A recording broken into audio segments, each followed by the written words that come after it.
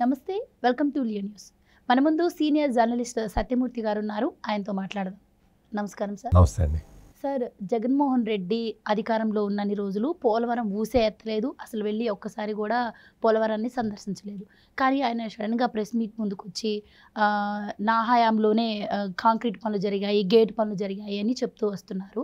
మరి చంద్రబాబు గారి హయాంలో 74% పనులు పూర్తయ్యాయి అంటున్నారు.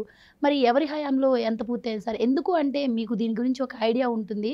సో మీ నుంచి తెలుసుకుందామని చెప్పి మేము కూడా వెయిట్ చేస్తున్నాం. సో మీరేం చెప్తారు సార్? అంటే ఎవరి హయాంలో ఎంతవరకు జరిగిందంటే?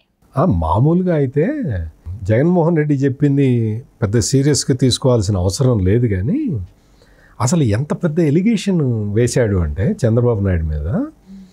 చంద్రబాబు నాయుడు కాంక్రీట్ పనులు ఏవి చేయలేదు, ఎందుకంటే కాంక్రీట్ పనుల్లో డబ్బులు మిగలవు, నేను కాంక్రీట్ పనులన్నీ నేను చేయించాను, చంద్రబాబు నాయుడు ఓన్లీ ఎర్త్ వర్క్లు అంటే మట్టి పనులు వరకే చేయించాడు అని పచ్చి అబద్ధం చెప్పాడు జగన్మోహన్ రెడ్డి.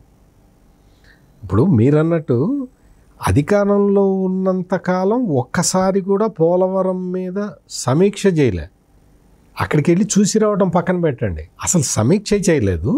ఆ పనికిరాని నీటిపారుదల శాఖ మంత్రులను పెట్టుకొని మొదటి 2.5 సంవత్సరాలేమో అనిల్ కుమార్ యాదవ్ అని, సెకండ్ హాఫ్లోనేమో అంబటి రాంబాబుని తెచ్చి పెట్టుకొని వాళ్ళకి ఏమి తెలుస్తుంది? నీ పోలవరం ప్రాజెక్టు ఇంపార్టెన్స్ వాళ్ళకేం తెలుస్తుంది? తెలియదు. వాళ్ళకి ఇంజనీర్లు చెప్పిన అర్థం కాదు, వాళ్ళ బాస్ అయిన జగన్మోహన్ రెడ్డికి అంతకన్నా అర్థం కాదు. ఇతను ఏం చేశాడు అంటే కాంట్రాక్టర్ని మార్చేశాడు. నవయుగ కన్స్ట్రక్షన్స్ ఉన్నది చెప్పాడు కదా ప్రెస్ కాన్ఫరెన్స్లో. నవయుగ కన్స్ట్రక్షన్స్, రామోజీరావు వియ్యంకుడు కంపెనీ, ఇంకో కంపెనీ ఉంది, అది యనమల రామకృష్ణుడు వియ్యంకుడు కంపెనీ అని బురద చల్లి ఏం చెప్పాడంటే కాంక్రీట్ పనులు అసలు చంద్రబాబు చేయలేదు అని చెప్పాడు. అసలు దుర్మార్గం అనమాట. అసలు జగన్మోహన్ రెడ్డికి నేను అనుకోవటం మొత్తం మతి భ్రమించినట్టుగా కనపడుతున్నది నాకైతే.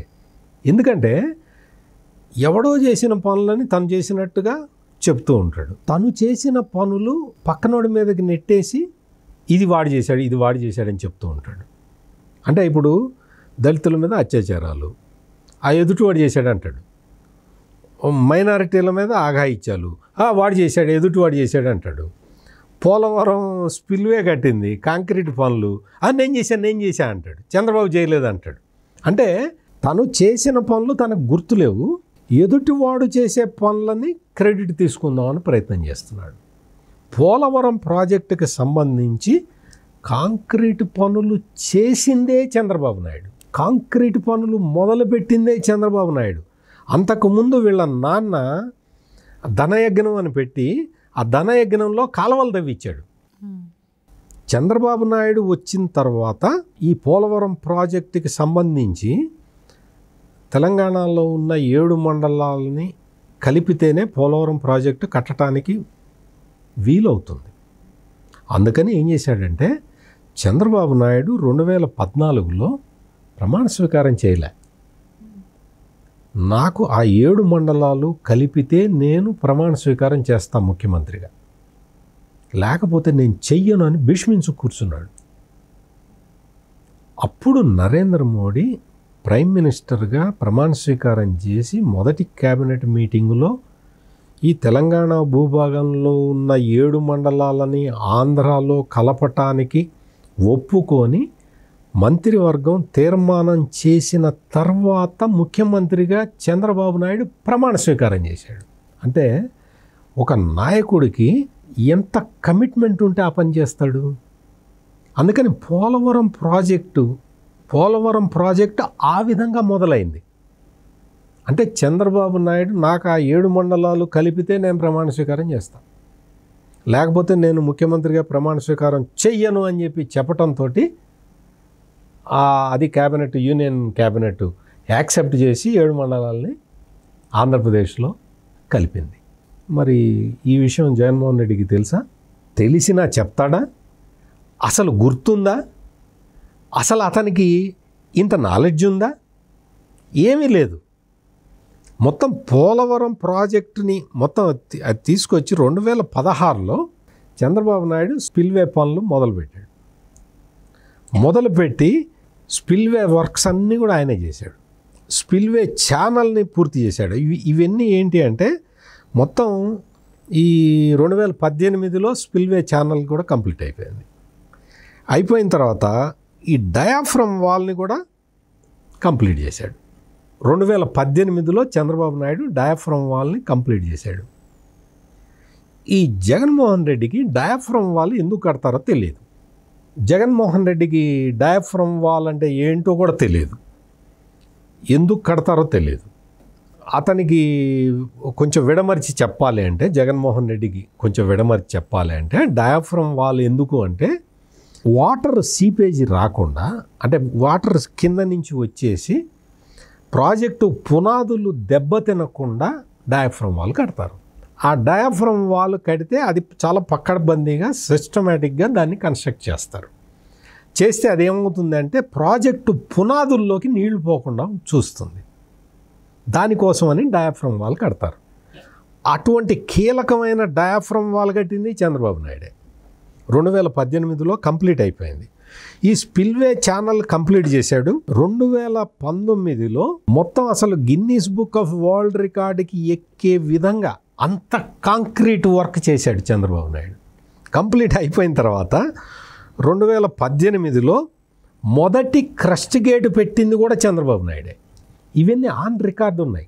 ఇవన్నీ ఏదో ఊరికే జగన్మోహన్ రెడ్డి కలలో వచ్చిన విషయాలు కాదు, ఇవి వాస్తవంగా జరిగిన విషయాలు. ఈ మొత్తం తీసుకొచ్చి డయాఫ్రమ్ వాల్ 2018లో పూర్తి చేస్తే 2019లో జగన్మోహన్ రెడ్డి అధికారంలోకి వచ్చాడు. 2020లో ఫ్లడ్స్ వస్తే గోదావరికి ఆ డయాఫ్రమ్ వాల్ కొట్టుకుపోయింది.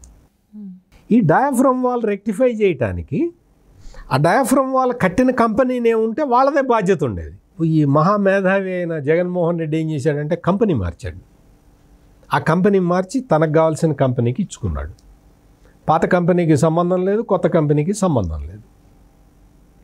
ఇట్లా చెయ్యొద్దయ్యా, నీకు రివర్స్ టెండరింగ్ వల్ల నష్టం అని చెప్పి కేంద్ర జల సంఘం చెప్పింది, అందరూ నిపుణులందరూ చెప్పారు. ఇతనికి అర్థం కాదు కదా. ఇతనికి ఎంతసేపటికి మన కమిషన్లు ఏంటి, మన కాంట్రాక్టర్ని మనం పెట్టుకుంటే ఆ కాంట్రాక్టర్ మనకు ఎంత కమిషన్ ఇస్తాడు, అంతే. అంతవరకే నాలెడ్జ్ ఉంది. పోలవరం ప్రాజెక్టు దీని కమిట్మెంటు మనం రాష్ట్ర ప్రజలకి ఇది మన కమిట్మెంటు అన్న స్పృహ లేదు అసలు. జగన్మోహన్ రెడ్డికి అటువంటి ఆలోచనలే రావు. ఎంత పచ్చి అబద్ధాలు, అధికారం కోల్పోయిన తర్వాత ఎంత పచ్చి అబద్ధాలు చెప్తున్నాడంటే కాంక్రీట్ పనులన్నీ నేనే చేశానని చెప్తున్నాడు. అసలు నిజంగా కూడా జగన్మోహన్ రెడ్డి మాటలు వింటే నవ్వాలో ఏడవాలో అర్థం కాని పరిస్థితి. కాంక్రీట్ పనులన్నీ చంద్రబాబు నాయుడు చేస్తే తను చేసినట్టు చెప్పుకుంటున్నాడు. పైగా కాంక్రీట్ పనుల్లో డబ్బులు మిగలవుట, అందుకని చంద్రబాబు చేయలేదుట. మరి నువ్వు చేసిందేంటి? నువ్వు అసలు ఏ పనన్నా చేసావా? క్రస్ట్ గేట్లు కూడా చంద్రబాబు నాయుడు తయారు చేసిన క్రస్ట్ గేట్లని ఆ పెట్టేటప్పుడు కూడా పోలేదు ఇతను. మొదటి గేటు చంద్రబాబు నాయుడే పెట్టాడు. ఆయన ముఖ్యమంత్రిగా ఉన్నప్పుడే మొదటి గేటు పెట్టాడు. ఆ తర్వాత ఆటోమేటిక్గా అన్ని గేట్లు పెట్టారు. ఇతను వచ్చి నేను అంత కాంక్రీట్ అంతా నేనే వేసాను, అదెందుకు కట్టారు, ఇదెందుకు కట్టారు, అప్పర్ డయాఫ్రమ్ వాళ్ళకి ఖాళీలు ఎందుకు పెట్టారు, అప్పర్ డయాఫ్రమ్ వాళ్ళ ఖాళీలు నేను పూడ్చాను అని ఈ పిచ్చి వాగుడంతా వాగుతున్నాడు. అసలు ఇతని హయాంలోకి ప్రాజెక్టు వచ్చిన తర్వాత ఈ అప్పర్ కాఫర్ డ్యాము 2017లో మొదలుపెట్టారు. 2018లో పూర్తి కావాలి. అది ఎప్పుడు పూర్తయింది తెలుసా? 2022లో పూర్తయింది. లోయర్ కాఫర్ డ్యాము నీకు 2017లో మొదలుపెట్టారు. అది 2023లో కానీ పూర్తి చేయలేకపోయాడు జగన్మోహన్ రెడ్డి. అంటే కాఫర్ డ్యాములు పూర్తి చేసే నువ్వు కాంక్రీటు చేయలే, ఎర్త్ పనులు చేయలే, కాఫర్ డ్యాములు కట్టలేకపోయావు. నీ వల్ల ఎంత కాలం వృధా అయింది అంటే నీకు మొత్తం పోలవరం ప్రాజెక్టు డిలే కావడానికి కారణం నువ్వు. ఈ రోజున వచ్చి ఏం చెప్తావు? ఆ పోలవరం నేనే కట్టాను. కల్లో కట్టావా? అసలు నీకు అటువంటి కళ్ళు కూడా రావు కదా. నీకు విధ్వంసం తప్ప ప్రాజెక్టు నిర్మాణానికి సంబంధించిన కళలు వస్తాయా నీకు? ప్రాజెక్టు నిర్మాణానికి సంబంధించిన కళలు వస్తే కనీసం కొంతన్న పని చేసి ఉండేవాడివి కదా. మీరన్నట్టు 74% పనులు చంద్రబాబు నాయుడు చేస్తే జగన్మోహన్ రెడ్డి అధికారం కోల్పోయిన తర్వాత అంటే పూర్తిగా మతిస్థిమితం కోల్పోయిన వ్యక్తిలాగా. అంటే ఇక్కడ మతిస్థిమితం కాదు సార్. చంద్రబాబు నాయుడు గారు వచ్చిన దగ్గర నుంచి కూడా పోలవరంపై రివ్యూ చేయటం, అంటే దానిపై చకచకా పనులు పూర్తి చేస్తున్నారు. సో క్రెడిట్ అంతా ఆయనకి ఎక్కడ పోతుందో, అంటే నా హయాంలో డ్యామేజ్ ఎంత జరిగిందని తెలిసింది. సో ఆ క్రెడిట్ పోతుందన్న ఉద్దేశంతో ఏవో అపోహలు మాట్లాడుతున్నారు. అంటే ప్రజలకు అర్థం కాదు అనుకుని ఉండొచ్చు అనే భావన అని. అదొక్కటే కాదు, అసలు చంద్రబాబు నాయుడికి క్రెడిట్ వెళ్తుందనే కాంట్రాక్టర్లను మార్చాడు. ఇతని పరిస్థితి ఏంటి అంటే పూర్తిగా మతి చాంచల్యం వచ్చింది. దాంతో ఏంటి అంటే తను చెయ్యని విషయాలు తను చేసినట్టు చెప్పుకుంటున్నాడు. నీకు concrete Guinness book of world రికార్డులోకి ఎక్కింది కాంక్రీట్ వర్క్లో పోలవరం ప్రాజెక్టు 2018లో అనే విషయం తెలీదా? తెలుసు. అదంతా తనే చేసినట్టు భ్రమపడుతున్నాడు. ఆ concrete Guinness book of world రికార్డులో ఎక్కిన కాంక్రీటు నేనే వేశాను అనుకుంటున్నాడు. అది పిచ్చి కాకపోతే ఏమవుతుంది? 2018, 2019లో ఎంత వర్క్ జరిగిందో, పోలవరం ప్రాజెక్టుకి ఎంత వర్క్ జరిగిందో రికార్డు స్థాయిలో. అదే కదా చంద్రబాబు నాయుడు చెప్పేది. 74% వర్క్స్ నేను చేశానని ఆయన చెప్తుంటే, లేదు నేను చేశా 74% అని చెప్పేవాడిని పిచ్చోడానికి ఏమంటారు?